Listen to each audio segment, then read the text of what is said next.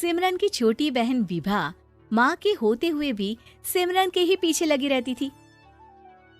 सिमरन, आ गई हो तो इसे खाना खिला दो।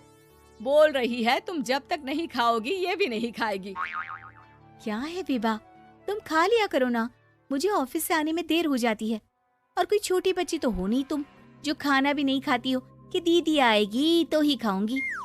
हाँ हाँ, छोटी बच्ची ही समझ लो। और एक बात, जब आपको पता है कि मैं आपके बिना नहीं खाती हूँ तो रोज रोज क्यों बोलती हो? अरे क्या है ये, दोनों बहनें कम माँ बेटी ज्यादा लगती हो। अरे दीदी की शादी हो जाएगी तब क्या करेगी बोल? जब होगी तब की तब देखेंगे। मैं तो दीदी के साथ ही रहूंगी हमेशा। दोनों की शादी ऐसे घर में कर देंगे जहाँ दो भाई हो। खैर, मामला आया गया हो जाता है। एक दिन सिमरन के पापा जब घर आते हैं। तुम लोगों के लिए अच्छी खबर है। वर्मा जी है ना मेरे दोस्त, उन्होंने सिमरन बेटी के लिए रिश्ता बताया है। बहुत अच्छा लड़का है, सिमरन को भी पसंद कर लिया है और कल वो लोग आ रहे हैं सिमरन को देखने अपने घर। सिद्धांत अपने माता पिता के साथ सिमरन को देखने आता है। उसे सिमरन अच्छी लगती है और शादी तय हो जाती है। सिद्धांत की माँ कहती है, अब तो हम लोग ले जाएंगे जल्द ही अपनी सिमरन को यहाँ से। अरे हाँ हाँ, क्यों नहीं, आपकी ही है अब तो हमारी बेटी। दूर खड़ी विभा सब सुन रही होती है। अब तो दीदी की शादी हो जाएगी, फिर तो वो चली जाएंगी। दीदी के बिना मैं कैसे रहूंगी? कुछ न कुछ तो करना ही होगा जिससे दीदी की शादी ही ना हो। सभी के जाने के बाद क्या शादी के बाद दीदी हम लोगों के साथ नहीं रहेंगी? अरे नहीं तो फिर क्यों रहेगी, शादी हो जाएगी तो अपने घर चली जाएगी ना। तो मैं भी जाऊंगी उनके साथ, मेरा भी सामान पैक कर देना। अरे कैसे बात कर रही हो विभा, दीदी के ससुराल छोटी बहन नहीं जाती। हाँ, कभी कभी जाकर मिलाना और रोज फोन पर भी बात कर लेना, ठीक है? नहीं पापा, आप तो जानते हैं मैं दीदी के बिना खाना भी नहीं खाती, ना ही मुझे उनके बिना नींद आती है। सिमरन बहन की बात सुनकर इमोशनल हो जाती है।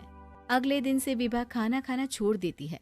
लोगों के लाख समझाने के बाद भी विभा ना खाती है ना ही सोती है। अंत में हार मानकर सिमरन सिद्धांत से मिलती है। सिद्धांत, मेरे मम्मी पापा ने बचपन से ही विभा और मुझे साथ रखा। वो मुझसे बहुत जुड़ी है। मुझे उसकी टेंशन रहेगी शादी के बाद, क्योंकि वो मेरे बिना नहीं रह सकती है। अरे ये तो छोटी सी बात है, वो हम लोगों के साथ हमारे घर में रह सकती है। जब उसकी अकल आ जाएगी या वो समझ जाएगी कि तुम्हारा घर वो नहीं बल्कि ये है, तो हम उसे घर छोड़ आएंगे, ठीक है? सिमरन खुश हो जाती है क्योंकि वो यही चाहती थी। वो माँ पिता से बात कर लेती है। अरे कैसी बात कर रही हो सिमरन, भला बेटी के ससुराल में हम छोटी बहन को कैसे भेज दे? जमाना क्या कहेगा? अरे तो पागल हो गया है, मना कर दे। इस शादी में इन लोगों का तो ये चलता ही रहेगा। कभी बहन यहाँ आ रही है, कभी वो बहन के पास जा रही है। अरे शादी हो रही है, कोई मजाक थोड़ी ना हो रहा है ना बाबा ना। माँ कैसी बात कर रही हो? सिमरन से मैं जुड़ाव महसूस कर रहा हूँ और इतनी सी बात के लिए इतनी अच्छी लड़की को कैसे छोड़ सकता हूँ?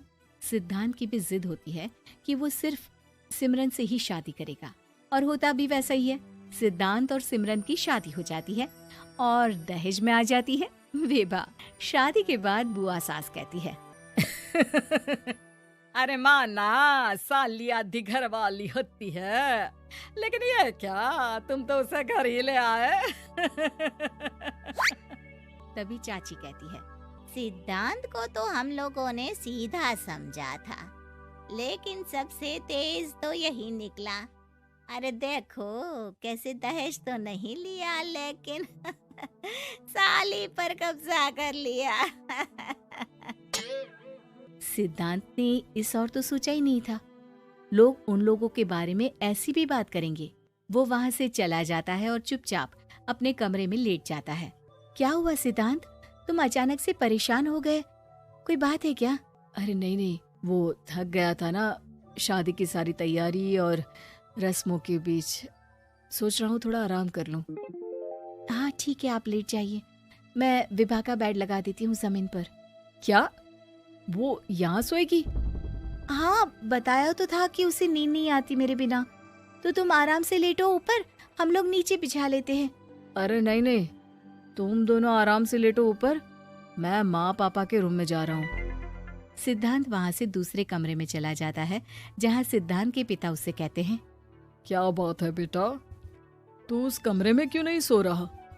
बहू से लड़ाई हो गई है क्या शादी के पहले दिन ही? अब नहीं पापा, वो दोनों बहनों को बात करनी थी और मुझे नींद आ रही है, तो मैं यहाँ सोने चला आया। अगले दिन सिद्धांत तैयार होकर ऑफिस जाता है।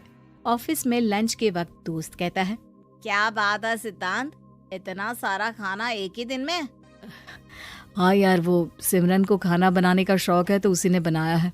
यार हम लोगों की तो सिर्फ एक ही बीवी है, इसकी तो दो दो है ना। सिद्धांत को गुस्सा आ जाता है। कैसी बात कर रहा है तू? अरे तू तो भाग्यशाली है जो बीवी के साथ साथ साली भी आ गई।